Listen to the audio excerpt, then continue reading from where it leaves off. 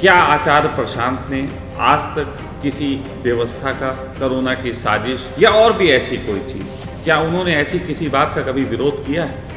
क्या आचार्य प्रशांत ने अपने जीवन को, अपने प्रेम संबंध को, अपने सेक्स लाइफ को, अपने दोस्त यारों के बारे में कभी वर्णन किया है?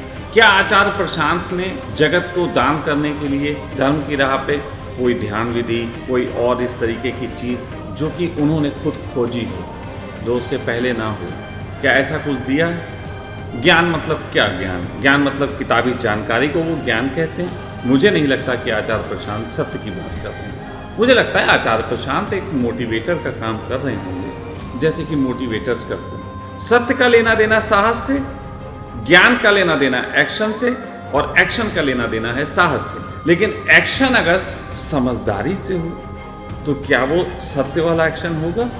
कि 7 साल की उम्र में सेक्स, 17 साल की उम्र में प्रेम विवाह, 27 साल में संन्यास, ये मेरी जिंदगी का रहा तरीका।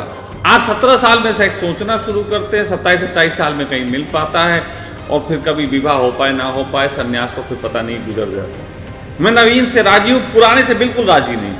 ना मैं धार्मिक हूँ, ना मैं अधार्मिक हूँ, मैं स्पॉन्टेनियस हूँ। ना मैं शाकाहारी हूँ, ना मैं मांसाहारी हूँ, मैं मौकाटेरियन। किताबें पढ़ने से की गई शोध करने वाला व्यक्ति मंदबुद्धि या एक व्यवस्था का आगे का हिस्सा मात्र होगा, उसे मैं सामाजिक कह सकता हूं, धार्मिक नहीं। तो यदि किसी का किताबों को पढ़ते पढ़ते अहंकार निर्मित हुआ हो तो आंख बंद करके कह सकते हैं कि उसका पोषित होगा कि जब वो किताबें लिखने लग जाए।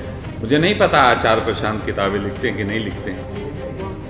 अच्छा, लिखते हैं, वाह क्या बात है, देखो पकड़े गए। और अगर आज के युग में कोई ऋषि हो और वो किताब लिख रहा हो, वो ऐसा ही है कि जाने के लिए गाड़ी उपलब्ध है लेकिन बैलगाड़ी का सहारा ले रहा है लोगों को दिखाने के लिए कि बड़ा महान है, हम आदि आदि चीजों का हम इस्तेमाल करते हैं। मैं इस मामले में ओशो की बात थोड़ी बेहतर मानता हूं।